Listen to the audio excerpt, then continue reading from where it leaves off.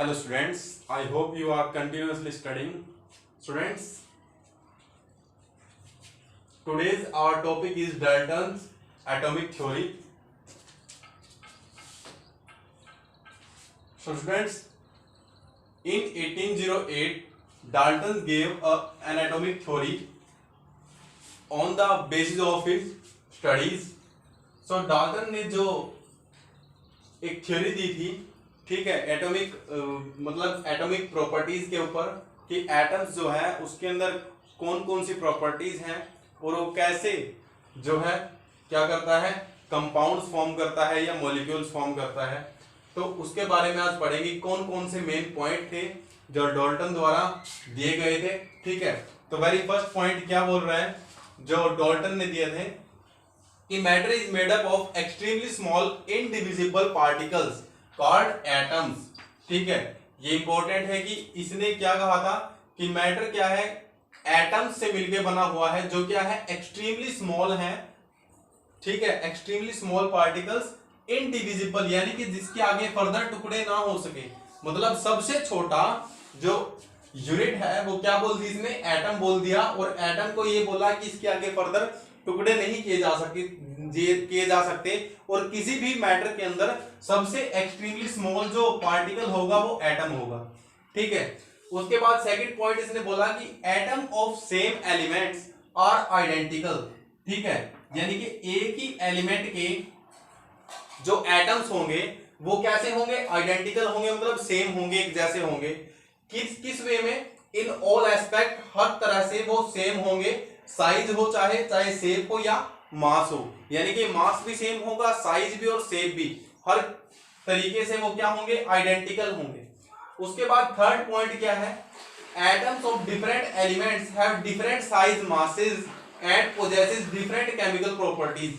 इसने क्या आगे थर्ड पॉइंट क्या बोला कि जो एटम्स ऑफ डिफरेंट एलिमेंट्स है, इसने सेकंड पॉइंट ये बोला था कि अगर एक ही एलिमेंट है उसके सभी जितने भी एलिमेंट एटम्स होंगे वो सभी क्या होंगे, आइडेंटिकल होंगे या सेम होंगे। लेकिन डिफरेंट एलिमेंट्स के जो एटम्स होंगे वो डिफरेंट प्रॉपर्टीज होंगी, उनकी डिफरेंट साइज होगा, डिफरेंट मासेस होगा, डिफरेंट केमिकल प्रॉपर्टीज होगी। ठीक है, ये था थर्ड पॉइंट। उसके बाद फोर्थ पॉइंट बोला कि एटम्स ऑफ सेम और different elements combine together to form molecules, यानी कि जो एटम्स हैं वो किसी भी एलिमेंट्स के एटम्स के साथ या अपने ही एलिमेंट के अदर एटम्स के साथ क्या कर सकते हैं, कंबाइन करके वो क्या बना सकते हैं, मॉलिक्यूल बना सकते हैं।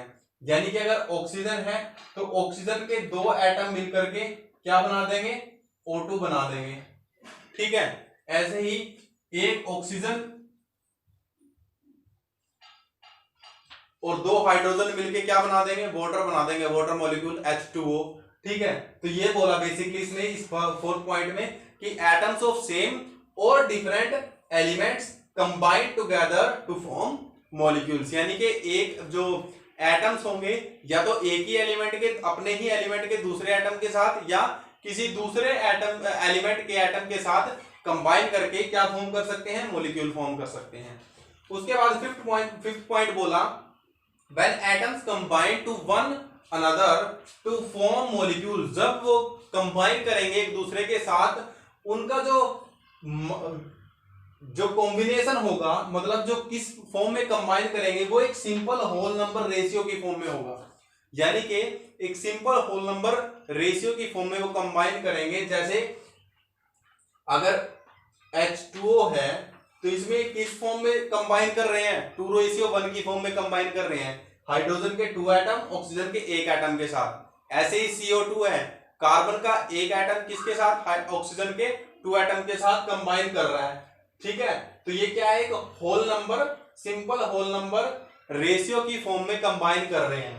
ठीक है, उसके बाद सिक्स्थ पॉइंट क्या है कि atoms of 2 elements may combine in different ratios to form more than one compound, कि एटम्स ऑफ 2 एलिमेंट्स यानी कि 2 एलिमेंट्स के जो एटम्स हैं वो क्या कर सकते हैं, वो डिफरेंट रेशियो में भी कंबाइन कर सकते हैं एक दूसरे के साथ, क्या करने के लिए, मोर देन वन कंपाउंड देने के लिए, यानी कि एक से ज्यादा कंपाउंड क्रिएट करने के लिए दो एलिमेंट्स, अलग अलग एलिमेंट्स के एटम जो हैं वो अलग अलग रेशियो में भी, जैसे कार्बन और ऑक्सीजन का हमने पढ़ा था डिफरेंट मल्टीपल प्रोपोर्शनल वाले केस में कि कार्बन और ऑक्सीजन का जो क्या था, कैसे कंबाइन करें, तो एक बार CO की फॉर्म में, कार्बन मोनोऑक्साइड की फॉर्म में, और दूसरी बार कार्बन डाइऑक्साइड की फॉर्म में। ठीक है, एक बार कार्बन के साथ एक ऑक्सीजन और दूसरी बार एक कार्बन के साथ दो ऑक्सीजन जुड़ रहे थे। तो ये जो बोला डाल्टन ने कि अपनी थ्योरी में दिया कि एटम्स ऑफ टू एलिमेंट्स में combine in different ratios to form more than one compound. एक से ज्यादा कंपाउंड फॉर्म करने के लिए वो डिफरेंट रेशियो में भी एक दूसरे के साथ कंबाइन कर सकते हैं। उसके बाद 7th पॉइंट आ गया। 7th पॉइंट में क्या बोला, an atom is smallest particle that takes part in a chemical reaction, की एक केमिकल रिएक्शन के अंदर एटम जो है वो सबसे छोटा पार्ट है, सबसे छोटा क्या है, पार्टिकल है जो हिस्सा ले रहा है केमिकल रिएक्शंस के अंदर। ठीक है, उसके बाद लेकिन ऐसा क्या हो गया, बाद में आके ये फेल होगी थ्योरी। ठीक है, ये बाद में पढ़ेंगे। An atom is indestructible. ठीक है, ये क्या बोला 8 पॉइंट में, एन एटम इज इनडेस्ट्रक्टिबल मतलब can neither be created nor destroyed. जो एटम है वो ना तो बनाया जा सकता है और ना ही खत्म किया जा सकता है। ठीक है, ये बोला किसने, डाल्टन ने। ठीक है, अपनी थ्योरी के अंदर। ठीक, सो स्टूडेंट्स अभी हमने पढ़ा कि डाल्टन एटॉमिक थ्योरी के अंदर कौन कौन से इंपॉर्टेंट पॉइंट थे जिनसे उसने डिस्क्राइब किया एटम को। ठीक है, कि एटम बेसिकली होता क्या है और वो कैसे कैसे क्या करता है, केमिकली रिएक्ट करता है। ठीक है, अब हम जानेंगे कि कौन सी लिमिटेशंस थी, वो कौन कौन सी वजह थी जिसकी वजह से हमने डाल्टन के एटॉमिक थ्योरी को कंप्लीटली एडॉप्ट नहीं किया। ठीक है, तो limitations of Dalton atomic theory पढ़ते हैं। ठीक है, जो मेरी फर्स्ट पॉइंट है इसकी लिमिटेशन का वो क्या है, it could explain the laws of chemical combination, की जो बाय मासेस, कि मास के अकॉर्डिंग तो क्या कर दिया, अकॉर्डिंग टू द मास तो इसने एक्सप्लेन कर दिया सभी जो केमिकल हमारे कॉम्बिनेशन के लॉज थे जो हमने अभी प्रीवियस क्लास में पढ़े हैं। ठीक है, 5 जो इसके अंदर जो है हम अच्छे से देख पा रहे हैं कि जो है यहाँ पे एटम ऑफ कौन सा, डेफिनेट प्रोपोर्शन वाला। ठीक है, और जो है मल्टीपल प्रोपोर्शन वाला। इसने केमिकल लॉज थे जो केमिकल कॉम्बिनेशन के, वो बाय मास तो इसने सक्सेसफुली क्या कर दिए, एक्सप्लेन कर दिए, लेकिन ये रिफ्यूज हो गया एक्सप्लेन करने के लिए अकॉर्डिंग टू वॉल्यूम। ठीक है, ये इसकी सब एक क्या थी, ड्रॉबैक थी इसकी थ्योरी की। उसके बाद सेकंड पॉइंट क्या है कि it could not explain why atoms of different elements have different masses and sizes. ये भी नहीं बता पाया कि इसने ये तो बता दिया कि जो डिफरेंट एटम्स हैं, मतलब डिफरेंट एलिमेंट्स के जो डिफरेंट एलिमेंट्स के एटम्स हैं उनकी जो साइज है, जो केमिकल प्रॉपर्टीज है या मासेस है वो डिफरेंट होंगे, लेकिन ये नहीं बताया कि क्यों होंगे, एक्सप्लेन नहीं कर पाया इसको। तो ये भी इसका क्या था, ड्रॉबैक थी, एक लिमिटेशन थी। उसके बाद third point, why do atom of some और different elements combine to form molecules. अब डाल्टन ने क्या कहा था कि जो एटम्स होंगे या तो सेम एलिमेंट के या डिफरेंट एलिमेंट के भी आपस में एक दूसरे के साथ क्या करेंगे, कंबाइन करके मॉलिक्यूल बनाएंगे, लेकिन ये नहीं एक्सप्लेन कर पाया कि क्यों बनाएंगे, ऐसा क्यों हो रहा है। ठीक है, तो ये भी क्या होगा, इसकी लिमिटेशन हो गई इसकी वजह से। ठीक है, क्योंकि साइंस में क्या है, हर चीज का प्रूफ चाहिए। जब तक आपके पास प्रूफ है तो आप किसी भी थ्योरी को दे सकते हो कि हमने डिस्कवर किया, और इसके डिस्कवरी करने का प्रूफ भी चाहिए कि कैसे आपने इसको डिस्कवर किया, किन किन पॉइंट्स को माइंड में रखते हुए किया, लेकिन ये एक्सप्लेन नहीं कर पाए इन फर्स्ट 3 पॉइंट को जो हमने बताए हैं अभी। ठीक है, अब फोर्थ पॉइंट क्या था, what is the nature of binding force between the atom and molecules. ये नहीं बता पाया कि जो बाइंडिंग फोर्स है वो किस टाइप का बाइंडिंग फोर्स लगा है, एटम्स जो है कंबाइन कर रहे हैं और मॉलिक्यूल फॉर्म कर रहे हैं, तो वो कॉम्बिनेशन मतलब बन किस वजह से रहा है, उनके बीच का बाइंडिंग फोर्स किस नेचर का है, किस वजह से वो एक दूसरे के साथ बाइंड हुए हैं। ठीक है, तो इस नेचर को भी नहीं एक्सप्लेन कर पाया डाल्टन। ठीक है, जिसकी वजह से डाल्टन एटॉमिक थ्योरी फेल हो गई। ठीक है, और उसको उसके बाद और भी काफी सारी एटॉमिक थ्योरीज आई, ठीक है, जिनके बिहाफ पे हमारी जो मॉडर्न जो एटॉमिक थ्योरी है वो बनी है। सो इसके बाद पढ़ते हैं हमारी मॉडर्न एटॉमिक थ्योरी, ठीक है। ये था डाल्टन्स एटॉमिक थ्योरी के बारे में।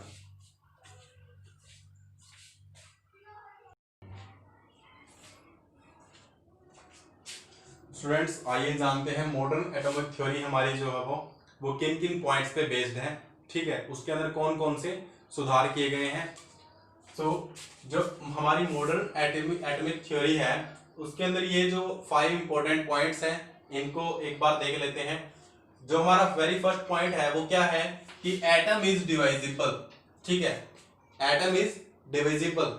डिविजिबल कैसे है, क्योंकि एटम्स के अंदर हमें पता है इलेक्ट्रॉन्स भी होते हैं, प्रोटॉन्स भी होते हैं और न्यूक्लियस भी होता है। तो एटम क्या हो गया, डिविजिबल हो गया, यानी कि उसको फर्दर क्या किया जा सकता है, सब पार्टिकल्स में डिवाइड किया जा सकता है कि इसके अंदर क्या है और छोटे पार्टिकल्स अवेलेबल हैं, ठीक है।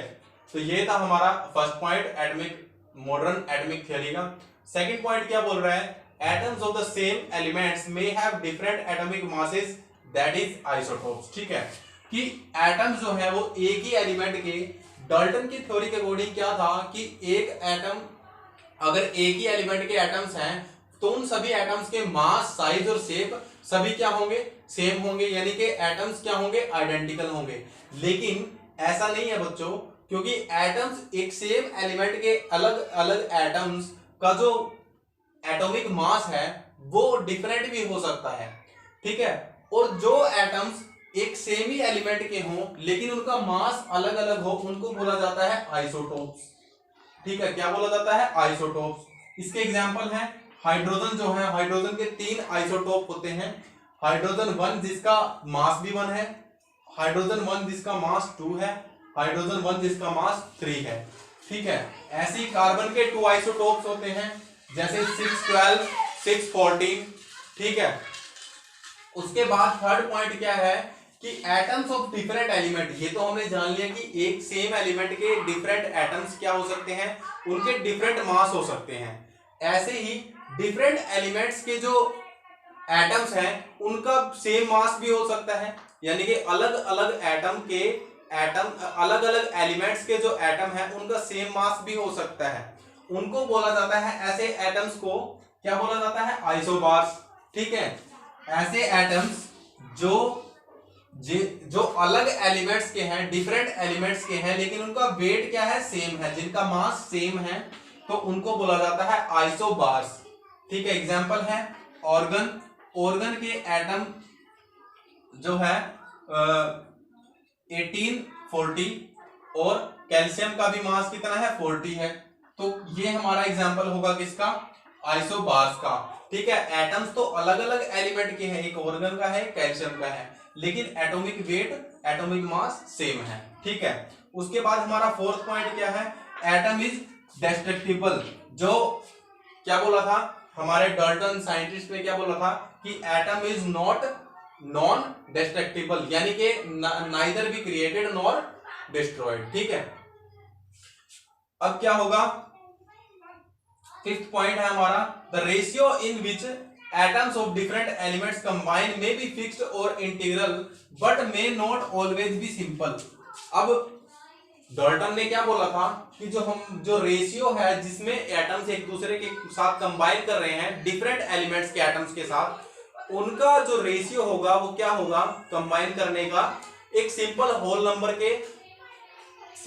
नंबर होगा उनका रेशियो। लेकिन हमारी मॉडर्न एटॉमिक थ्योरी के अकॉर्डिंग जो आगे फर्दर साइंटिस्ट ने डेवलप की है कि जो एटम्स कंबाइन करेंगे डिफरेंट एलिमेंट्स के एटम्स के साथ, वो फिक्स भी हो सकता है उनका रेशियो, लेकिन जरूरी नहीं है ऐसा वो हमेशा ही सिंपल हो, ठीक है। यानी कि वो उनका फिक्स भी हो सकता है, लेकिन ये नहीं होगा कि वो सिंपल रेशियो के अंदर होगा 1:2, 2:3, 3:4, इतने मतलब कि छोटे लेवल, बिल्कुल सिंपल होल नंबर के फॉर्म में नहीं होगा हर बार, कई बार डिफरेंट भी हो सकता है। वो एग्जांपल हमारे पास ये है कि शुगर का एक मॉलिक्यूल के अंदर, ठीक है, जिसको हम किससे डिनोट करते हैं केमिकली, C12H22O11 से, जिसके अंदर कार्बन के 12 हाइड्रोजन के 22 और ऑक्सीजन के 11 एटम्स होते हैं।